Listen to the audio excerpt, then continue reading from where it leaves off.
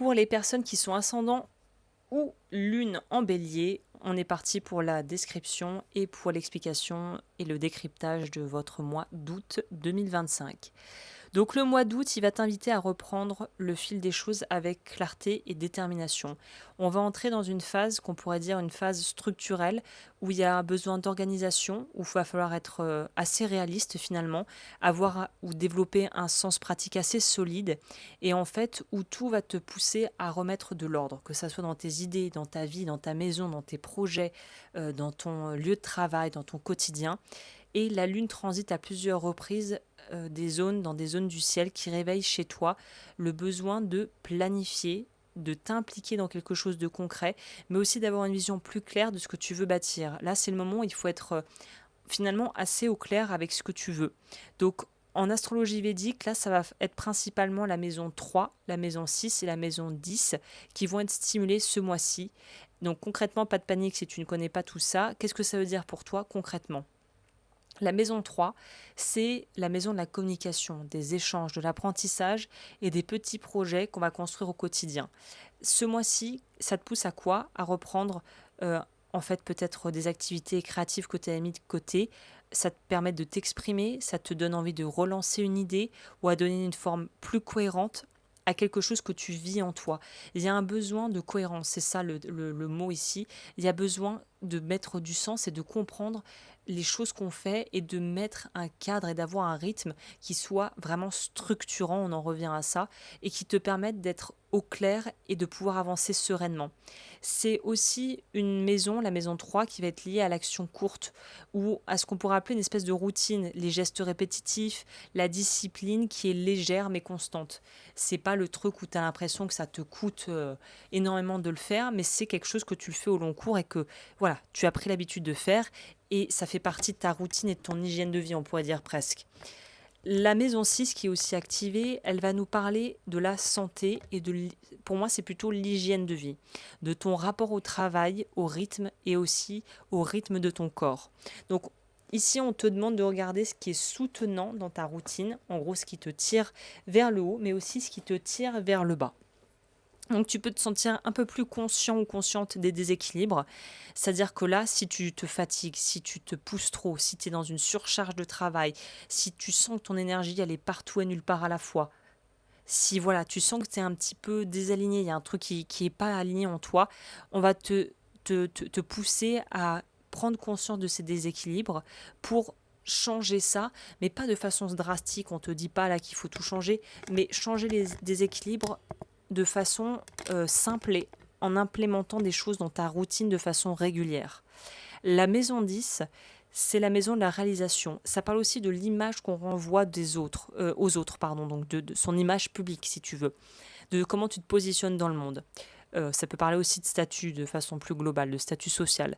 Donc on parle ici de la manière dont tu veux te montrer, de la trace que tu veux laisser, de la direction professionnelle ou sociale que tu veux affirmer tout simplement. Donc c'est un mois qui est parfait pour retravailler. En fait, c'est comme si tu étais commerçant, tu veux refaire ta vitrine complètement. Je pense que tous les commerçants et commerçantes qui m'écoutent savent de quoi je parle, pour avoir travaillé dans le commerce aussi. Si à un moment donné, c'est comme un petit coup de refaire la peinture, changer la vitrine, changer voilà les offres qu'on fait, changer le menu, il y a besoin de renouveau, on a besoin d'être avec quelque chose qui est plus cohérent avec ce qu'on vit en fait dans sa vie. Et évidemment, ça se retranscrit, c'est impacté dans le pro.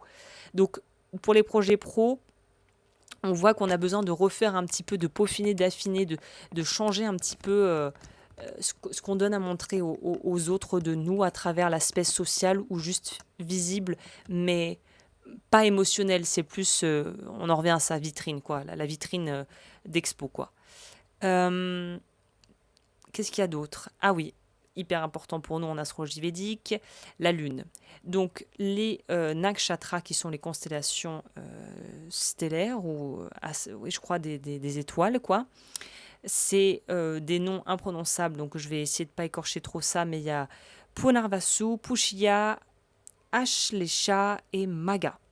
Donc c'est des constellations lunaires qui vont toutes te favoriser la clarté d'esprit, tout ce qui en est avec le fait de prendre soin de soi. Et l'introspection suivie d'un retour à quelque chose de digne, de retrouver sa dignité, de retrouver sa fierté, de retrouver, mais une fierté bien placée, une fierté juste. Donc il y a un vrai processus de recentrage, une envie de se recadrer, de retrouver son cap et de poser des intentions claires, qu'il n'y ait pas de quiproquo, pas de non-dit, pas de trucs comme ça, que ça soit vraiment hyper clair en fait, que ton mois d'août soit limpide.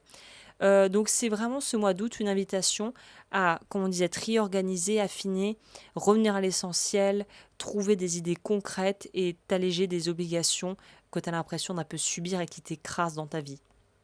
Donc cette période, tu peux l'utiliser pour, évidemment, ta créativité, écrire, peut-être aussi reprendre un projet très spécifique qui avait été bloqué jusqu'à présent, repenser ton organisation de travail, poser des bases saines dans ton quotidien ou réaffirmer aussi peut-être ton statut, ton positionnement dans ta vie professionnelle ou sociale.